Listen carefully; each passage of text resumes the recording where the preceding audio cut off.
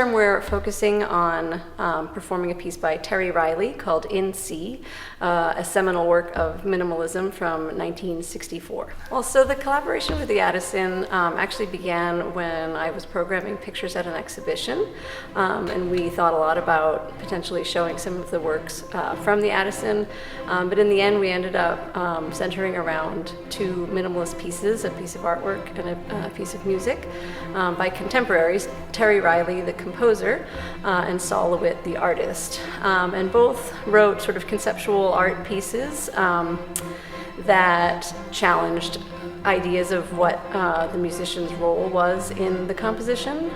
For Terry Riley, this meant writing 53 short units that the musicians actually get to choose how long to repeat. So it's minimalism because it's a repetition of a small unit, and it has quite a bit of chance to it because the musicians get to play it however they want from time to time, each time being a different result. And Sol LeWitt's idea was similar. Instead of a piece of artwork sort of living the same way throughout time, it has to be recreated over and over again, quite a bit like every piece of music.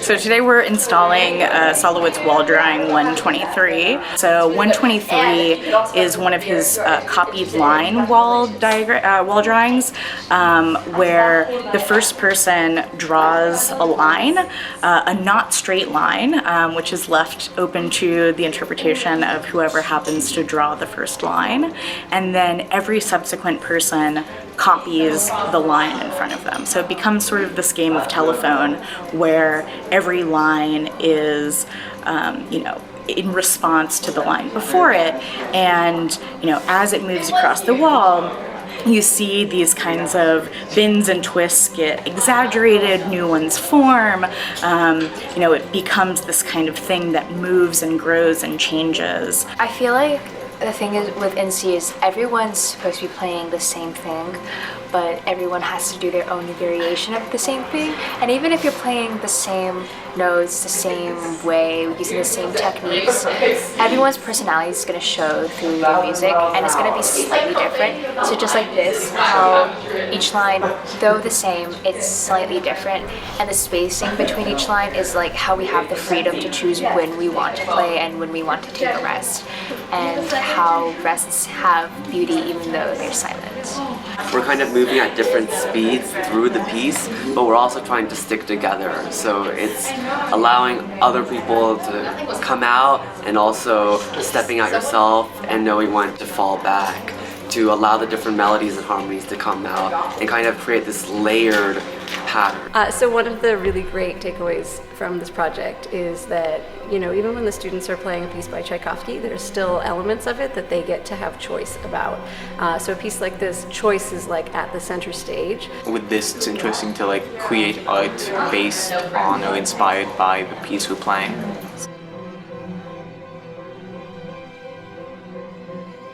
So it really is this sort of perfect collaboration, and we're really lucky that because we own this wall drawing, it's one that we are able to install in our galleries. And so the more that we talked about it, the more connections between the work that they're doing in learning and rehearsing these pieces and the ideas behind minimalist art and conceptual art, and specifically LeWitt's work, these connections became more and more clear, and it became a more perfect pairing. So I think it's a real amazing gift that we have the Addison here, and that we have these pieces that they get to really not just interact with the Addison looking at other people's artwork, but actually be part of the creation of a piece of art at this gallery. We're really thrilled that students are able to be involved in what is really an exciting and historic event, in the sense that every time one of these LeWitt wall drawings is installed,